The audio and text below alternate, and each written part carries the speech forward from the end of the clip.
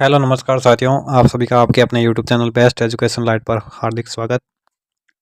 साथियों, आज अपन कक्षा 10 के हिंदी विषय का जो शेखावाटी मिशन 100 है, जो बोर्ड परीक्षा परिणाम को देखते हुए शेखावाटी मिशन 100 ने एक उन्नयन ऐतिहासिक पहल की है, उसका बारे में हम विस्तार पूर्वक चर्चा करेंगे। तो कक्षा 10 हिंदी विषय पढ़ेगा राजस्थान तो बढ़ेगा राजस्थान के साथ बहुत ही अच्छी अनुपम पहल की गई है। इसमें जो क्वेश्चन दिए गए हैं जो आपको लगभग हूबहू आपके एग्जाम में देखने को मिलेंगे। तो आइए शुरुआत करते हैं इस सेशन की, जिसमें देख सकते हैं आप यहाँ पर बहुत ही अच्छे अच्छे शिक्षकों ने ये तैयार किया है। जिसमें आपके हिंदी अनिवार्य में कक्षा 10 में जो पद्य खंड है जो क्षितिज बुक का, उसमें जो पहला अध्याय है सूरदास। तो इसमें हम इस चर्चा करते हैं। सूरदास जी का सबसे पहले जीवन परिचय देखते हैं। इनका जन्म 1478 में आपके हुआ था। जन्म स्थान आपके एक मत के अनुसार तो मथुरा के निकट स्थित रनुकता या रेणुका माना जाता है, जबकि दूसरे कुछ विद्वान जो है दिल्ली के निकट स्थित सी ग्राम को मानते हैं। और इनके जो गुरु थे वो आपके वल्लभाचार्य थे। और विठलनाथ गुरुपुत्र द्वारा स्थापित अष्टचाप के जो सर्वपीरी कवि है वो आपके सूरदास माने जाते हैं। इनका जो निवास है वो आपके मथुरा और वृंदावन के बीच गऊ घाट अर्थात श्रीनाथ जी के मंदिर में इन्होंने भजन कीर्तन किया। तो निवास मथुरा और वृंदावन के बीच गऊ घाट माना जाता है और श्रीनाथ जी के मंदिर में इन्होंने भजन कीर्तन किया था। इनकी प्रसिद्ध रचनाएं आपके सूर सागर, साई तिलहरी और सूर सरावली है। इनका जो प्रिय रस है वो वात्सल्य और श्रृंगार रस के साथ इन्होंने भक्ति की और वात्सल्य के ये सम्राट माने जाते हैं। भाषा है जो इनकी आपके ब्रज भाषा है और इनका जो निधन है वो आपके 1583 पारसोली में हुआ था। और प्रारंभ में इन्होंने दासी भाव की भक्ति की और उन्होंने उसके बाद सखी भाव की भक्ति की थी। हिंदी साहित्य में भ्रमर गीत की परंपरा के वास्तविक प्रवर्तक माने जाते हैं और पाठ्यक्रम में संकलित चारों पद सूर सागर के भ्रमर गीत से ही लिए गए हैं। भ्रमर गीत सूरदास जी की प्रसिद्ध रचना सूर सागर का ही 10वां स्कंध है और भक्ति काल के सगुण भक्ति धारा के कृष्ण भक्त कवि माने जाते हैं। तो सूरदास जी का आपके जो काल है वो भक्ति काल है और काव्य धारा है वो आपके सगुण, उसमें भी भक्ति धारा के कृष्ण भक्त कवि माने जाते हैं। हिंदी साहित्य के चमकते सूर्य की उपमा इन्होंने के बारे में कहा गया कि सूर सूर तुलसी शशि, और पुष्टि मार्ग को जात जात है पंक्ति सूरदास के लिए विठलनाथ ने कही थी। तो ये यहाँ पर बहुत ही इंपॉर्टेंट बनने वाला है कि इनका जो जीवन परिचय है उसके बारे में आप ये पॉइंट लिखते हो तो एग्जामिनर बहुत ही प्रभावित होता है और आपको अच्छे अंक देता है। अब यहाँ पर हम देखते हैं इनके अध्याय से इम्पोर्टेंट क्वेश्चन। तो पहला क्वेश्चन रहने वाला वस्तुनिष्ठ वाला, तो जिसमें पहला क्वेश्चन है कि गोपियों ने किसके बहाने उद्धव पर व्यंग्य किया, तो गोपियों ने भ्रमर के बहाने उद्धव पर व्यंग्य किया है। नेक्स्ट दूसरा क्वेश्चन है गोपियों को छोड़कर श्री कृष्ण कहाँ चले गए, तो श्री कृष्ण आपके मथुरा चले गए थे। तीसरा क्वेश्चन है कि मधुकर शब्द किसके लिए प्रयुक्त हुआ है, तो मधुकर शब्द उद्धव के लिए प्रयुक्त हुआ है। गोपियों ने उद्धव की योग साधना को किसकी उपमा दी है, तो गोपियों ने योग साधना को आपके कड़वी ककड़ी की उपमा दी है। और पुरैन शब्द से आपके क्या तात्पर्य है, तो पुरैन शब्द से आपके तात्पर्य है कमल, कमल का पर्याय माना जाता है पुरैन। तो गोपियों का मन रात दिन सोते जागते किसके नाम की रट लगाता था, तो गोपियों का मन कृष्ण की रट लगाता था। अगला नेक्स्ट है कि व्याधि शब्द का तात्पर्य क्या है, तो व्याधि शब्द का है कि शारीरिक कष्ट। गोपियों ने अपनी तुलना किससे की है, तो गोपियों ने अपनी तुलना हारिल पक्षी से की है।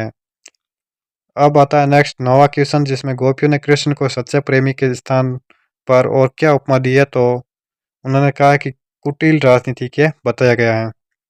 10वां क्वेश्चन है कि सूरदास के पदों में किस रस का प्रयोग हुआ है, तो सूरदास के पदों में वियोग रस का प्रयोग हुआ है। अब आते हैं आपके लघुतरात्मक क्वेश्चन, जिसमें पहला क्वेश्चन है कि उदो तुम हो अति बड़भागी, गोपियों ने ऐसा क्यों कहा है। तो ये क्वेश्चन हमारे जो डैश वर्क थी जिसमें तीसरे मॉडल पेपर में भी पूछा जा चुका है, तो ये बहुत इम्पोर्टेंट रहने वाला है। 2 नंबर का क्वेश्चन ये बनने वाला, तो इसका आंसर इस प्रकार है कि उदो, क्योंकि उदो प्रेम बंधन से सर्वथा उसी प्रकार मुक्त रहे जिस प्रकार कमल जल में रहकर भी जल से प्रभावित नहीं होता है। उद्धव के प्रेम विहीन होने पर व्यंग्यात्मक रूप में गोपियों ने उसे भाग्यशाली कहा है। तो इस प्रकार इसका आंसर था। दूसरा क्वेश्चन है कि गोपियों ने अपने भोलेपन को कैसे व्यक्त किया है, तो गोपियों ने अपने भोलेपन को जिस प्रकार चींटी गुड़ से ही चिपक कर प्राण देती हैं, उसी प्रकार कृष्ण प्रेम में भी अनुरक्त होकर अपने प्राण त्याग देगी, परंतु योग साधना जैसे अन्य का वर्ण नहीं करेगी। तीसरा कि कृष्ण प्रेम रूपी हारिल की लकड़ी को गोपियों ने कैसे पकड़ा हुआ है। तो जिस प्रकार हारिल पक्षी रात दिन अपने पंजों में लकड़ी के टुकड़े को थामे रहता है, ठीक उसी प्रकार गोपियां भी मन कर्म और वचनों से दृढ़ निश्चय करके कृष्ण के प्रति एकनिष्ठ प्रेम को अपने मन में बसाए रखती हैं। चौथा क्वेश्चन पूछा गया है कि मर्यादा न्यायालय में किस मर्यादा के विषय में कहा गया है। तो इसका आंसर है कि परस्पर विश्वास और पूर्ण समर्पण प्रेम की मर्यादा है। छल कपट चतुराई और दुख प्रेम की मर्यादा को भंग कर देते हैं। कृष्ण ने भी वचन तोड़ने के साथ योग संदेश भिजवाकर गोपियों के विश्वास को भंग किया है। उक्त पंक्ति के माध्यम से इसी प्रेम मर्यादा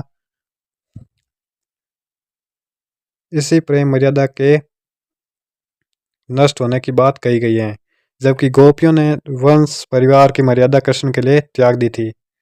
पांचवा क्वेश्चन है इसमें कि मन की मन नहीं मान रही गोपियों ने ऐसा क्यों किया है। तो गोपियों ने ऐसा इसलिए कहा है कि श्री कृष्ण मथुरा से वापस आएंगे और उसकी वीर्य वेदना को सुनेंगे, परंतु इस उम्मीद के विपरीत श्री कृष्ण स्वयं ने आकर उद्धव के माध्यम से उन्हें संदेश भिजवा रहे हैं। इस प्रकार गोपियों के मन की अभिलाषा मन में ही रह गई थी। अब आते हैं हमारे दीर्घ उत्तरात्मक क्वेश्चन, जिसमें पहला क्वेश्चन है कि सूर की गोपियों के वाक चातुर्य की विशेषताएं लिखिए। तो सूरदास के भ्रमर गीत में संकलित पदों में गोपियों के उद्धव के साथ जो संवाद हुए हैं, उसमें गोपियों ने अपनी सरल एवं भावपूर्ण प्रेम भक्ति की अभिव्यक्ति से उद्धव के ज्ञान योग को तुच्छ सिद्ध कर दिया। उद्धव को अपने निर्गुण योग पर बड़ा अभिमान था। गोपियों ने अपने हृदय की वेदना प्रकट करते हुए सगुण प्रेम का महत्व प्रकट किया है, और उद्धव जैसे ज्ञानी और योगी को निरुत्तर कर देती हैं। योग साधना को कड़वी ककड़ी और व्याधि कहना तथा व्यंग्य में उद्धव को बड़भागी और कृष्ण को राजनीति के शास्त्र का ज्ञाता कहना गोपियों के अनुसार वाक चातुर्य को स्पष्ट करता है। गोपियों के तर्कों और शंकाओं का कोई समाधान उद्धव के पास नहीं होता। इससे गोपियों के एकनिष्ठ प्रेम के सामने उद्धव का सारा ज्ञान व नीति गीता असहाय हो जाती हैं। अब आते हैं आपके पठितांश पर आधारित क्वेश्चन, जिसमें पठितांश है कि हरि है राजनीतिक पढ़ी जाई, समुची बात कहत मधुकर के समाचार अब पाए, इक इति चतुर हुते पहले ही अब गुरु ग्रंथ पढ़ाए, बड़ी बुद्धि जनी जानी जो उनकी जोग संदेश पठाए, उदो भले लोग आने के पर हित डोलत धाय, अब अपने मन फेर पाए यह चलत तू हुते चुराए, ते क्यों अनिति करे आपुन जे और अनिति छुड़ाए, राज धर्म तो ये सूर जो प्रजा ने जाय सताए। तो इसमें से आपके पहला क्वेश्चन है कि हरि है राजनीति पटियाई में गोपियां कृष्ण के किस रूप को व्यक्त कर रही है। तो इस पद में गोपियां कृष्ण के राजनीति गो जैसी चाले चलने वाले रूप को वर्णन करिए, क्योंकि गोपियों को महसूस होने लगा कि कृष्ण का मन उनके प्रेम से विरक्त हो गया है। दूसरा है कि गोपियों के अनुसार अनिति क्या है। तो प्रेम रीति को त्याग, योग साधना अपनाने का संदेश देना, पहले प्रेम करना और फिर बदल जाना ही अनिति है। तीसरा क्वेश्चन है कि उक्त पद की काव्यगत विशेषताएं गोपियों की विशेषताएं लिखिए। तो इसमें आपके ये इंपॉर्टेंट रहने वाला है, जिसमें काव्यगत विशेषताएं इस प्रकार हैं। तो काव्यगत विशेषता में भाषा है जो आपके ब्रज भाषा, अलंकार है वो आपके रूपक अलंकार, रस आपके वियोग श्रृंगार, व्यंग्यायोक्ति का श्रेष्ठ उदाहरण यहाँ पर मिलता है। तो ये तो थी आपके काव्यगत विशेषताएं। अब देखते हैं गोपियों की विशेषताएं। तो गोपियों की विशेषताएं इस प्रकार हैं। इस पद में गोपियों की वाक विदग्धता, व्यवहार कुशलता तथा चातुर्यपन प्रकट हुआ है। इस प्रकार ये काव्यगत और गोपियों की विशेषताएं थी। चौथा क्वेश्चन आता है कि पहले के भले लोगों का कैसा स्वभाव होता था। तो आंसर है कि पहले के भले लोग दूसरों की भलाई के लिए सदा तत्पर रहते थे, और इस नेक काम के लिए वे स्वयं कष्ट सहने के लिए भी तैयार रहते थे। और अब फिर से पूछा गया पठित अंश पर आधारित प्रश्न, तो इस अंश को आप ध्यानपूर्वक पढ़ेंगे और इसकी पीडीएफ आपको हमारे Telegram group best education light में मिल जाएगी।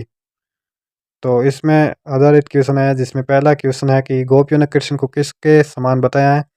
तो और उसका कारण भी बताना है कि क्यों बताया है। तो गोपियों ने कृष्ण को हारिल की लकड़ी कहा है, क्योंकि हारिल पक्षी की लकड़ी के प्रति और गोपियों की कृष्ण के प्रति दृढ़ता समान है।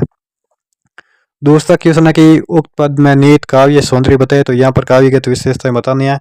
तो हमारे हरिल में अनुप्रास अलंकार, पद में रूपक अलंकार, भाषा ब्रज भाषा, रस वियोग श्रृंगार, छंद गय पद, शैली मुक्त, गुण माधुर्य और शब्द शक्ति वो आपके लक्षणा। अन्य अनुप्रास शब्द करुई ककरी नंदन सोबत स्वप्न पुनरुक्ति प्रकाश और कहने कहने रूप का तिशोक्ति सूतो यदि हमको ले आए। इस प्रकार ये आपके काव्यगत विशेषताएं थी, काव्य सौंदर्य था।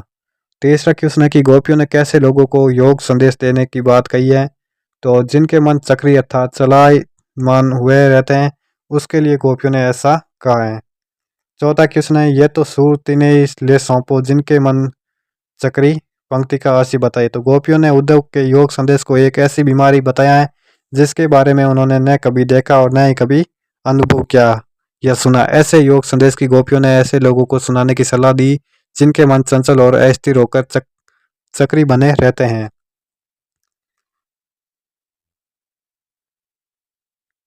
तो साथियों ये था हमारा शेखावटी मिशन का पहला वीडियो जिसमें हमने आपके क्षितिज में जो भाग पद्य है उसमें सूरदास अध्याय है उसके बारे में विस्तार पूर्वक चर्चा की। नेक्स्ट वीडियो में हम इसी पीडीएफ का आपके तुलसीदास अध्याय में सर्वप्रथम उनका परिचय के साथ में इम्पोर्टेंट क्वेश्चनों के बारे में चर्चा करेंगे। तो मिलते हैं अगले नेक्स्ट सेशन में, तब तक के लिए जय हिंद जय भारत।